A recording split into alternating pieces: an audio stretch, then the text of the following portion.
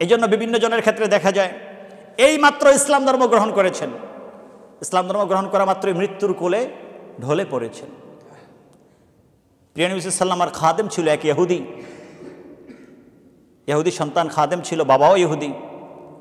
প্রিয় নবী সাল্লাল্লাহু আলাইহি ওয়াসাল্লাম কয়েকদিন তাকে দেখতে পাচ্ছেন না, কি হলো, কোথায় গেল সে? প্রিয় নবী সাল্লাল্লাহু আলাইহি ওয়াসাল্লাম খোঁজখবর নিয়ে জানতে পারলেন ওই খাদেম অসুস্থ।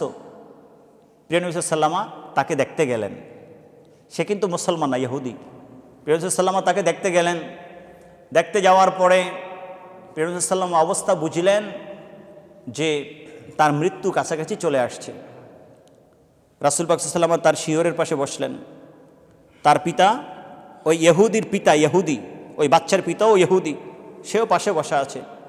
প্রিয় নবী সাল্লাল্লাহু আলাইহি ওয়াসাল্লাম তার সেবা করলেন, তারপরে বললেন, হাল্লাকা আনতা ইসলাম, তুমি কি ইসলাম ধর্ম গ্রহণ করবে? আমি তোমাকে ইসলামের দাওয়াত দিচ্ছি, তুমি কি ইসলাম ধর্ম গ্রহণ করবে?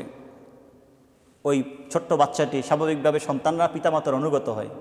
পিতামাতা যখন কেউ কিছু বলে পিতামাতার চোখের দিকে তাকায়, পিতামাতার সম্মতি আছে কি না।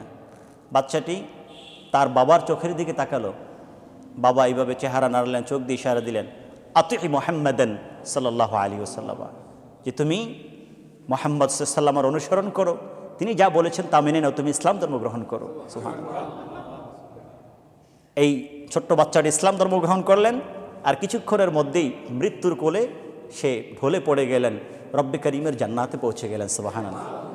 একেবারে মৃত্যুর পূর্ব মুহূর্তে রাহমাতুল লিল আলামিনের দাওয়াত গ্রহণ করেছে, সাহাবী লকব পেয়েছে একটা লামহার কারণে।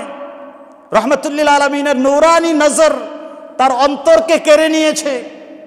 মুহূর্তের মধ্যে সাহাবী লকব পেয়ে এই উম্মতের মধ্যে শ্রেষ্ঠ হয়ে গেলেন, আর ঘোষণা আসলো আল্লাহ রাব্বুল আলামিন তাকে জান্নাত দিয়ে দিয়েছেন। সুবহানাল্লাহ। প্রিয় নবী সাল্লাল্লাহু আলাইহি ওয়াসাল্লাম তার ঘর থেকে বের হচ্ছেন এবং বলছেন, আলহামদুলিল্লাহিল্লাযী আনকাযাহু মিনান নার। সুবহানাল্লাহ। তার ঘর থেকে বের হচ্ছেন আর বলতেছেন, ওই আল্লাহর দরবারে শুকরিয়া জ্ঞাপন করছি যে আল্লাহ ছোট্ট গোলামটিকে জাহান্নাম থেকে রক্ষা করেছেন, জাহান্নাম থেকে মুক্তি দান করেছেন। সুবহানাল্লাহ।